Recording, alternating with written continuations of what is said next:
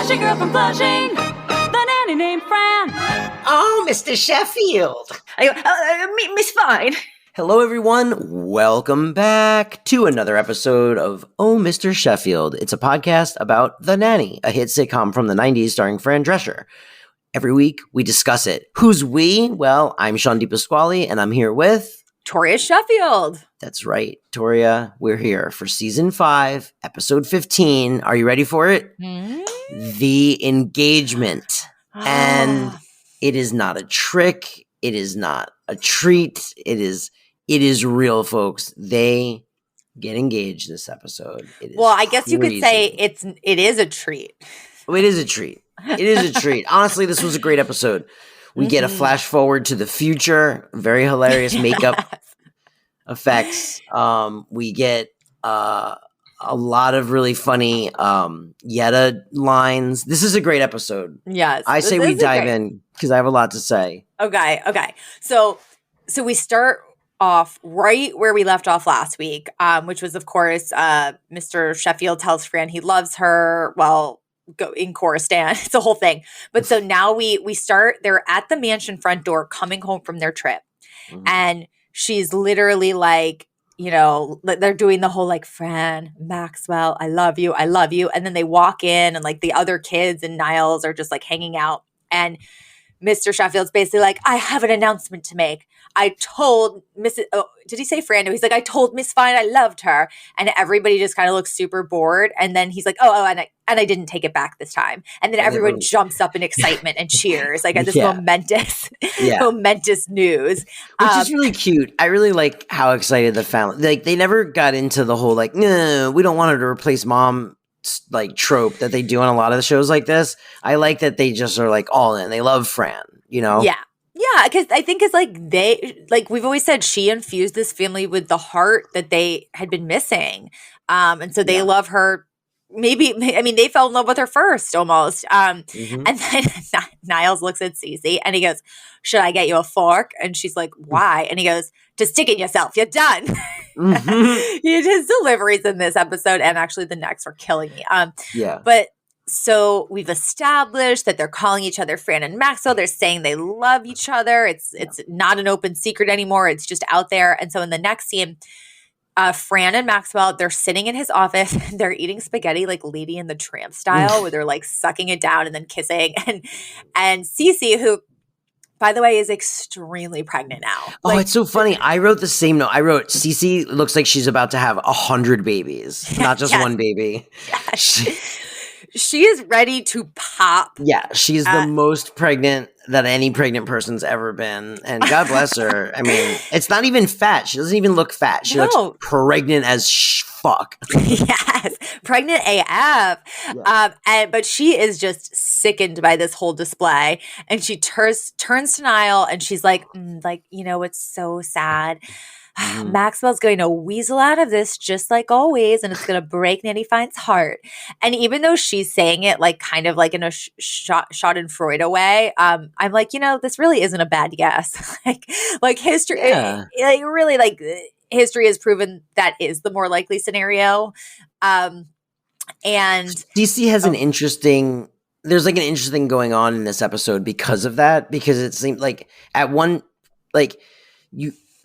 moment you're like, oh, Cece's super jealous. And then in another moment you're like, but she's also like very, very right, you know? And then you're also like, oh, is she trying to like get in Fran's head and like sabotage this? But then also she's not like lying really. She's just like, saying what happens every time. It's really cool, like the way that this character is developed to the point where like she's got so many facets to like what would normally be like a kind of mustache twirly, like I'll break you up, you know. Yeah, I mean, and she's just trying to like rain on Fran's parade because I think it makes her feel better about how miserable she is. Absolutely. And so then we cut to a few days later, and Fran and Cece are actually in the kitchen, and she even says, she's like, oh, you know, Nanny Fine, it's adorable that you think this is going to change things between you and Maxwell. Like that, you know, him saying I love you is going to change anything because it's so obvious that he only said that so he could just stall and drag this on for even more time, you know? And then she goes, and you know, you'll eventually just get sick of it and die. And then she's like, but I, like a cockroach, was here before you and I'll be here long after. And then she like saunters out. And I was just like, oh man, that's so dark. But she's like very upfront with Fran about like, no, I want Maxwell. I'm like, trust me, he's still not going to commit, and eventually you'll get sick of it. And this cuts to this amazing sequence in Fran's head, because when Cece leaves, she kind of takes what Cece says to heart, and then has this like flash cut forward dream reverie where we see Fran in her, I think she actually says she's 69 years old. And I was like, this woman looks way older than 69. Way older. She looks like she should be like 90. Like, yes. and she's like, they're playing her like she's 90, but she's like, I'm 69. And you're like, oh my God. But like the first thing you notice, she turns around. She still has the big hair, but she has like prosthetic old person makeup on her face. And then her boobs are literally down to her waist. Which also, like, I mean, it's a funny visual gag, but like, Fran's boobs aren't even that big to begin with. So like, where did that sag come from? Like, it's so funny that like, I know they're silly. Huge and they're down to her waist. They're huge and they're down to her waist all of a sudden. And then Mr. Sheffield comes in and he's elderly and decrepit as well. And then Niles comes in sweeping while riding a motorized scooter, which was like a hilarious beat. And then, and they're like all old together and he's like bumping into stuff and they're like, you got it. You just got stuck.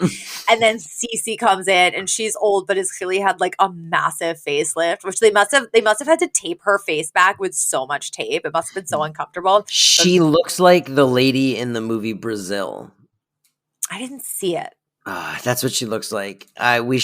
I'll find the screenshot. Maybe we can post it with this episode as like a side by side. That would be pretty funny, right? Yes. And she comes in, and then even in this far future scenario, Mr. Sheffield is telling Fran that they shouldn't rush into things, because she's like, I'm not gonna wait around forever, mister. Like, you better ask me to marry you. And he's like, I really don't think we should jump into things. And then we find out in this also like flash forward that Niles and Cece are married, but they're married to each other because of, quote, a drunken stupor in 2006.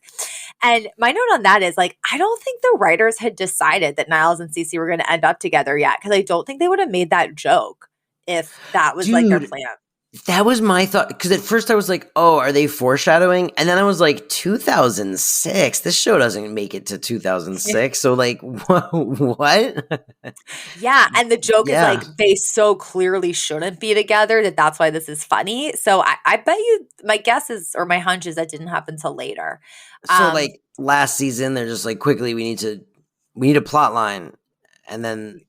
Yeah, that's kind of what I think. It sort of feels like that, but and then in real time, Niles kind of knocks her out of this reverie, and she's like, Niles, like, do you think it could be possible that Mr. Sheffield told me he loved me just to string me along? Mm-hmm. And he's like, oh no, I really don't think so.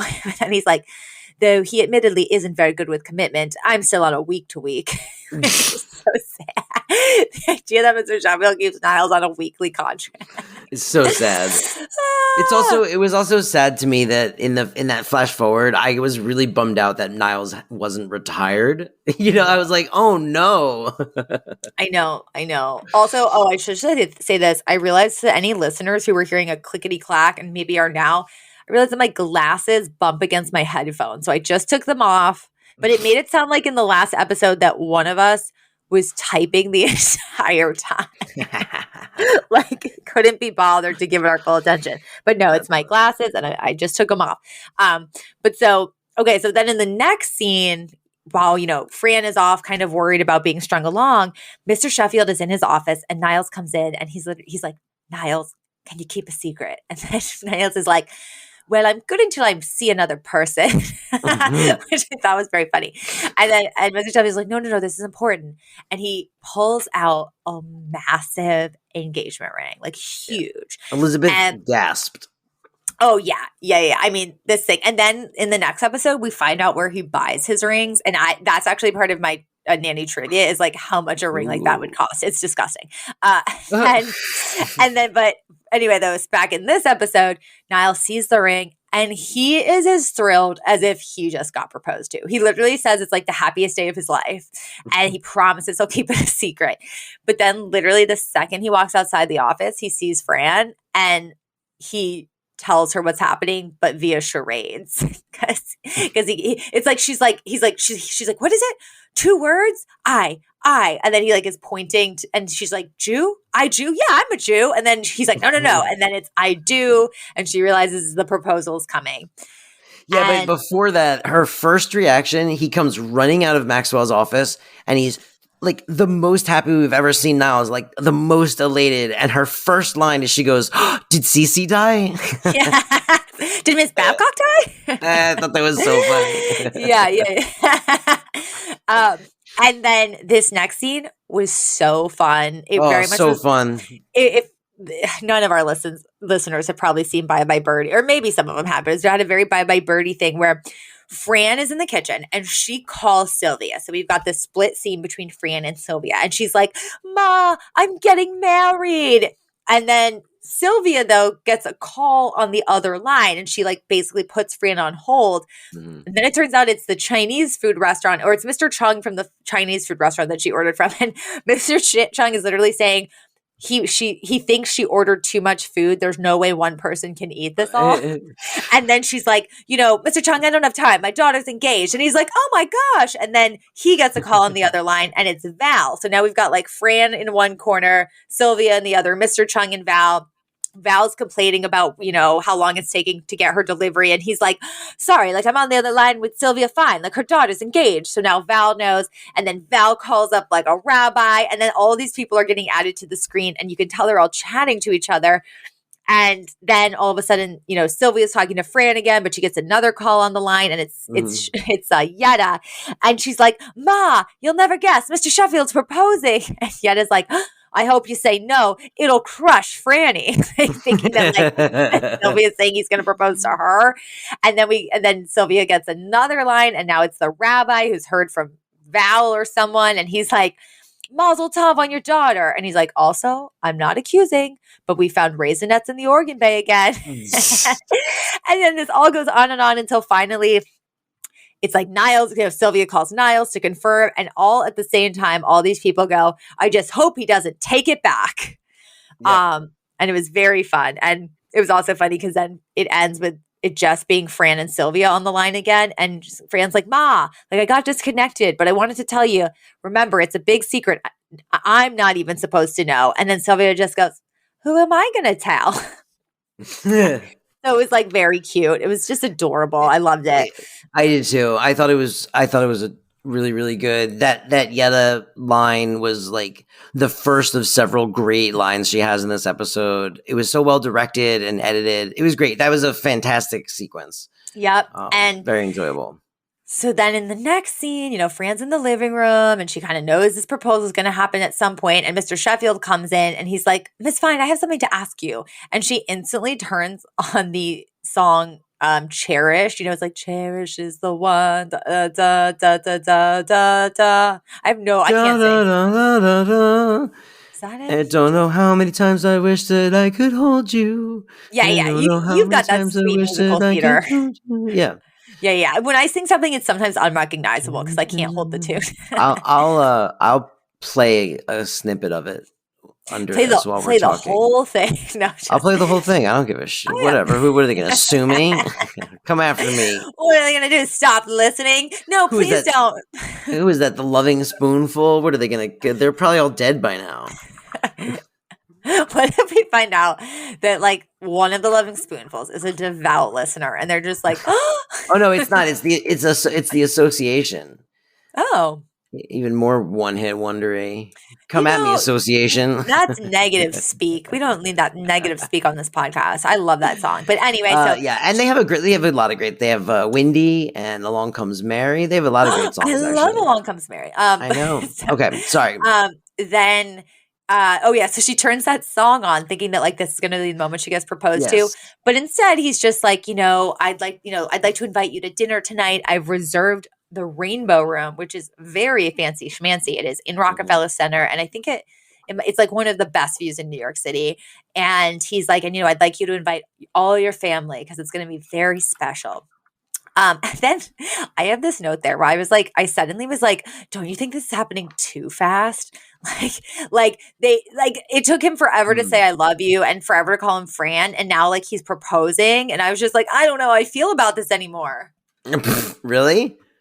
Kind of. I mean, not me. I was like, it's about freaking time. Have they even like done it?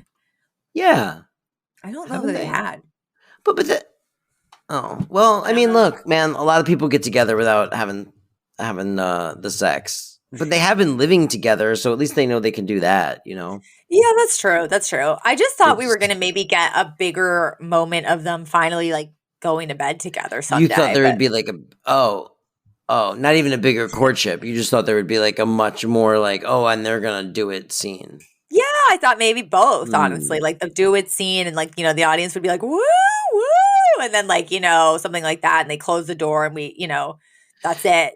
Did we not get that? I guess they never ended up, they like tricked us one time, right? There was an episode where they make it seem like they do, but then they don't actually have sex. That whole thing. I thought that would be a bigger step in their relationship. And then I thought, they might have a little more courtship. But either way, what's happening is happening, Can't fight it. Listen. So that night, like Sylvia and Yetta and I think Val and the kids, they're all in the living room, dressed nicely. Fran descends the stairs and she's in this like, really beautiful gown and it's really cute. Brighton has the video camera because they all, even though they're not supposed to know, they like know this is the night that Mr. Sheffield's proposing. So he's like videotaping. And Yetta, of course, just thinks someone died. And I loved it because Sylvia goes, no one died, Ma. Fran's getting married. And then Sylvia goes, finally, these 3 kids will have a father. Just Yetta never knows what's going on. It's such a good line. Yep. And so Cece's also there because Niles invited her because, he wants to torture her. And we cut to then even later that night and everyone is still waiting on Mr. Sheffield. Like it's well past the time he was supposed to be home. He's super late and, like the kids are getting bored. Cece's sort of taunting her being like, oh yeah, like cold feet, told you this would happen. But Fran's like, no, like I am convinced he is coming. Like, I believe in my heart this is happening. And then the phone rings and he actually does indeed say like he's just running late. Chegou a melhor parte do podcast. É hora de provar a melhor Coca-Cola.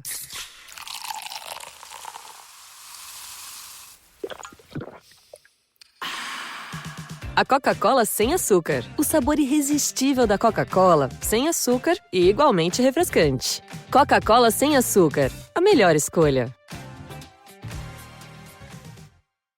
And then we cut to this very sweet scene where we go to Mr. Sheffield at the theater and he's holding a photograph in his hand. And it turns out it's a photo of his first wife, Sarah. I love this. I know. I got a little teary-eyed. Me too. I thought this was like, I thought it was very sweet and heartfelt and it made me feel sad for him. And I was really glad that they like acknowledged this because it does feel like sometimes like they don't, it's like they don't, I get it. They don't want to like bog the show down with like sad, it's like a sitcom, but it was really nice that we see him sort of like put this to rest for himself and give himself permission to like move on from Sarah and be with Fran. With Fran. And he kind of like, he's sort of talking to Sarah. He's like, I miss you and you're always a part of my heart and you always will be, but I've met this really special woman and I think you'd really like her. And he's kind of like getting her blessing before he does this. And then so I have to admit, I was not expecting this to happen in the next scene and it got very ominous very fast. Yes. He walks out the back alley of the theater. Yes. At the door. And then this guy kind of comes up to him a little too close and he's like, you got the time? And then like 4 other guys like get even closer and the music gets very ominous. And Mr. Sheffield like looks at them and very seriously, he's like, you don't actually want the time, do you? And then we just kind of cut away. And I was like, if this was like a movie, like something legitimately horrible would be happening right now. I know. It was like a little melodramatic. And then especially then when the reveal, when Fran finds him later and he's just like, I don't know, they pushed him into some boxes. Like he wasn't even like beat up that bad. Like, well, no, like, I mean, those ruffians. No, I think it was the opposite. Like his head was like he had some blood on his head. Like it looked serious to me. I think he'd been passed out for a while. But so then we cut back to the mansion, and now everyone's been waiting like a very long time. And they all kind of have this foregone conclusion that he has bailed on Fran again. And Niles is even asleep on the couch at this point, and he happens to be holding a rose, and yet he's not holding a rose, he's just asleep on the couch. Yetta comes over to him, takes a rose and puts it on his chest, and then goes, they did a beautiful job with him. Again, thinking this is like an open casket or something. And then and then she looks at this like vase of roses and she goes, Sammy and I brought those. And she really believes it. And then Brighton, he's like, he's about to be like, Yetta, he's not dead. But then he almost just like submits and he just pats her on the back and goes, it's the nicest one, which I thought was so sweet. Like letting her believe that this is a funeral and that she did bring the most beautiful flowers. I love like, I mean, I point it out every time it happens, but it's like weird, but I do love Yetta dementia jokes. Like, it's very funny that she like never knows where she is, and she's always it's very good. It's very cute. But her thinking Niles was dead was so good. Well, it's always hardest for the youngest to accept. Yes, because Brian's like, he's not dead. And she's like, it's always hardest for the youngest to accept.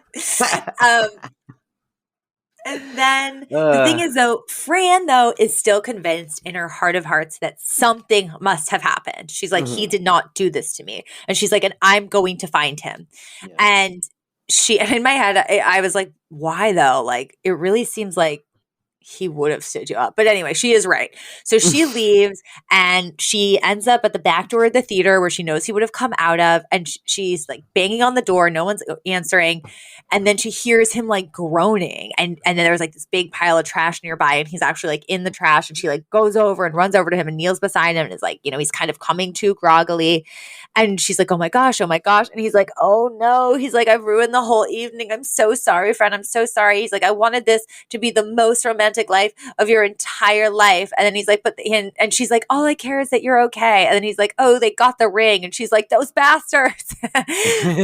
But then he kind of looks around, and in this very sweet moment, I think, which is especially sweet coming from like such a wealthy man, he finds this like can in the garbage and he pops off the like ring, what are those even called? Like, those rings that are on the top of those cans. Yeah, the thing I don't know, like that you open the soda can with, the little pop top.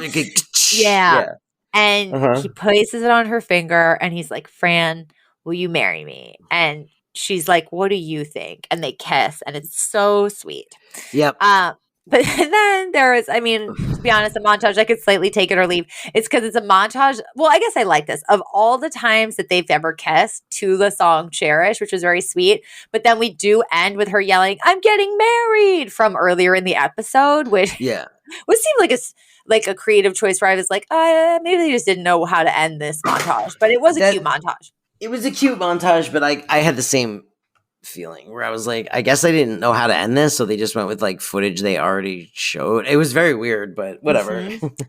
And my only note at the end of this was, first of all, it's a momentous episode in the canon of this series. It is like 4.5 seasons in the making. But then I wrote, this episode is so perfect because we were a few weeks away from Sean and Liz's wedding. That's true. We are.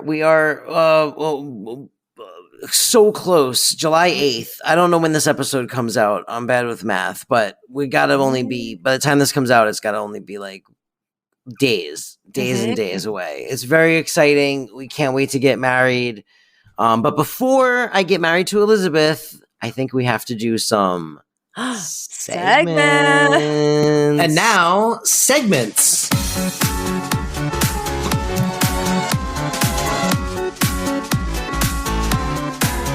So, segments. Yeah, no, I think we should move on to segments. To say we can move on to our segments.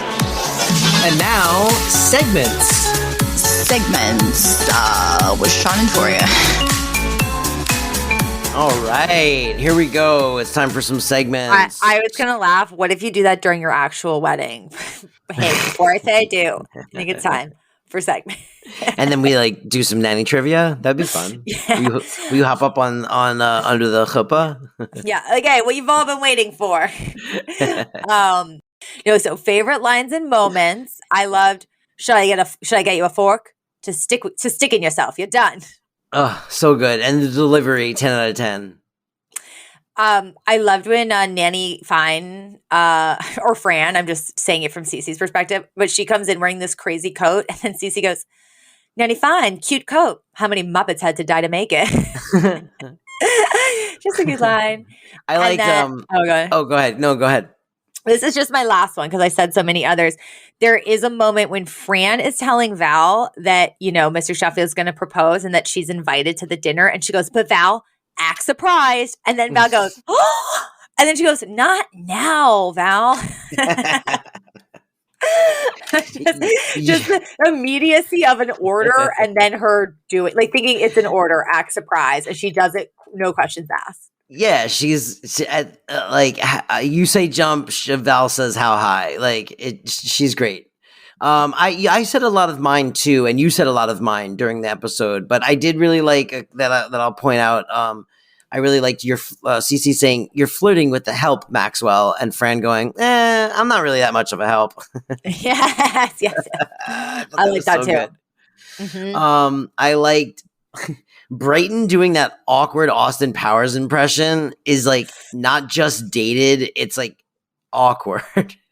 Yes, but I would say that I bet that because Austin Powers doing it was sort of a nod to that sleazy photographer culture. A lot of people might not have even clocked it was parodying Austin Powers. They might just be like, oh, it's parodying the like world of fashion photography, I mean, I guess he went, "Oh, behave." He was doing it with a British accent too.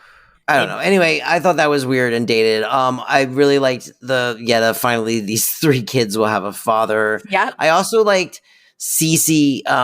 Maxwell calls to say he's like they're waiting for him to come home, and he doesn't come home, and then he calls and he's like, "I'm going to be late," and he hangs up, and then Cece goes, well, at least he gave you a ring. Which is like so bitchy. Oh, yeah. She was reveling in the fact that I think, it was just like her last hope that this wasn't going to work out. I know. And that was it for lines and moments for me. Let's close up the lines and moments bag. And then let's put on our what would it be? Our Yiddish hats. Hats. So I clocked mamala, which is just sort of an affectionate term. It kind of means like little mama. You'd be like, oh, mamala, like you look so good, that kind of thing. Yep. I think that's the only one. Did we get a mazel tov? I can't. Yes, we did get a mazel tov. I think, which is congratulations. And actually, I should say mazel tov is Hebrew, not Yiddish, but still. True, but it counts. It all counts. All right, so let's take off our Yiddish hats, and then let's put on our trivia socks. Okay, trivia socks, one, then the other. So in lieu of trivia, I'm actually going to read some listener responses because a couple weeks ago on our Instagram, we asked, what is your favorite Yetta moment? And I think that this got the most listener response of any question we've ever asked on the podcast, which is so adorable. I love it. So I'm just going to read them out. Okay. So it's one of them was actually from this episode. Barca Maze says it's always harder for the young ones to accept when Niles is on the couch. The Nanny Daily Images account responded, it's all body language. Watch the walk. Yetta to Cece. Lisa Ann 1701 cited the same moment. Lisa Photos 201 says when she pinches Niles is behind thinking he's her husband. We got this is hard to say, but a guy called Chris. I thought it was a much more complicated name. I was like, a Guya call. A guy called Chris. He also has the it's all body language, walk the walk. Mm-hmm. He also said Triscuits with milk. That's not kosher. I forgot that. And that he's a big Yetta fan, which I appreciate. He says, I'm sorry I'm late. I had to dig up a brassiere that hooks in the front. Okay, we have not gotten to this because apparently it's a season 6 one, but 5H3 Dinosaur says in season 6 when she says, you bastards. So I can't wait to get to whatever that's about. Oh, me neither. And also I always love this line. I think it's from an earlier season. It's, I came because they brought me and I don't know how to get home from here. Oh, I think that was when they were in the timeshare. I do too. In Florida. Oh yeah. And then Melissa Huey says the chorus line moment at the end of the producers in season 6, which we still have to get to. I would love a producers episode. Go ahead. Mm-hmm. And then Nicholas Alexander said, we had 2. So the first was Yetta's letters in season 6 is one of my favorite episodes. And then also, and when Yetta said she had a threesome. So this makes me happy because it means there's still a lot of good Yetta stuff to come, you know? Yeah. So, that's good. Yeah. Let them use, I mean, going into this final season, they should use the whole cast as much as they can, you know, because, because I feel like as we've kind of heard, they're going to, the runway for stories once they're together kind of starts to run a little low, you know, so, or a little short. So I think it's probably makes sense that at a certain point they're like, hey, who else we got? Who else can we get up to bat? Who else is here? Yetta. And that makes me happy. And so again, thank you everyone for responding. We had so much fun reading those. And so happy that Yetta is such a fan favorite. It's just the best. And then final, let's put on our Fran or Cece bloomers. And we're going to town with the whole I got them on. Okay, who did you feel like you related to anyone specifically in this episode? I feel like I probably related most to Brighton. Yeah, baby. I feel like you've related to Brighton a few times recently. I know. He's my dude now. You know, he's very funny. They're giving him a lot of good stuff, and they moved him away from being like skeevy, like pervert. I know. They really found his lane when he was just sort of sad underdog, even though he's rich as hell, but like still underdog.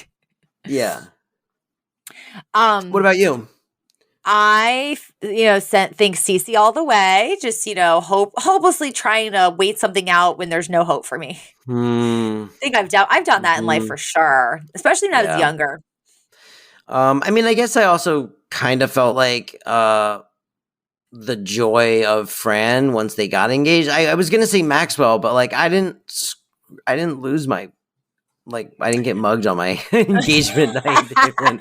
Although I'll tell this real quick and then we can wrap it up. I did so like I don't know if I told this on the podcast, but like I basically took Elizabeth out, right? And then what I wanted was I wanted to have all these candles lit in our apartment when we got back, and then I was gonna walk back into the apartment and all 100 candles, and then I was going to get on my knee and then ask her to marry me. Mm-hmm. So I asked our roommate at the time, will you light all these candles? I'll text you when we're finishing dinner, and then can you get all this set up? And he was like, yes. So I text him when we're finishing dinner, and we leave, and it was dinner was very close. So we walked back to the house, and I don't hear from him to be all right, all good. But we're getting closer and closer to the house, and we get right to the front door, and I put the key in the lock, and I start to open the door, and all of a sudden my roommate comes, and he shoves the door closed in our faces, and then cracks it open, and is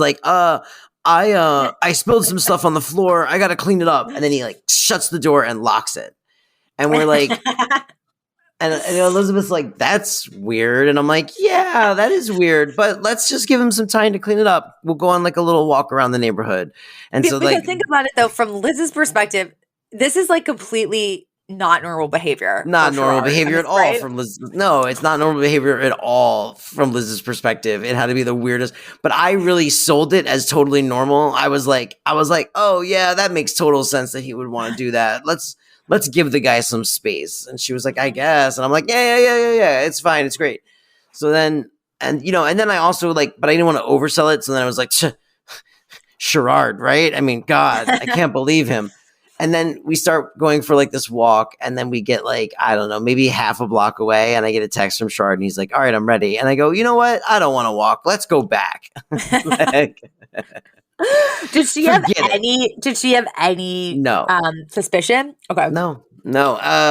And then so then we walk back and then we get there and then I open the door and it's all ready to go. But that was like as close as I got to like screwing up my own engagement. But well, at least it wasn't a mugging. To be fair, and it wasn't you. I mean, the thing that makes that funny is like you would be very tempted. If it was me, I'd be like, I'd throw Sherrard under the bus so much harder. I'd be like, he's probably doing something gross in there, Liz. We should get out of here. Like, just to get us out of there, Like, oh, what is he, naked behind the door? Gross. Because, like, to me, I'm like, I truly would be like, I don't think there's any other explanation I can think of than like he was doing something weird. Like, if I was Liz, I think I would have 100% thought that. But anyway, it's an adorable story. And so it's a fun story. It would have been extra fun if like he had knocked over a candle and then was putting it out, and then there's a fire in the house. Yeah. So you're the Fran and I'm the Cece. Finally, we did it. We've done it before. We do that a lot. Okay, so everybody, thank you so much for listening. Yes. Again, momentous episode. Can't wait to see how this all plays out in future episodes. Visit us at Oh Mr. Chef Pod, Instagram. That's where we mostly live, though Sean is sometimes on Twitter, I guess. And then also the email. Oh, yeah. If you want to send us an email, it's ohmrsheffieldpodcast@gmail.com. That goes right to us, and we read them greedily, like greedy little attention pigs. Yum, yum, yum, yum, yum. Oink, oink, oink, oink. All right, Toria, I will talk to you in exactly 1 week and not a moment sooner. Thank God. Okay, everybody. Goodbye. The Flushing Girl from Flushing, the nanny named Fran. Oh, Mr. Sheffield. Miss Fine.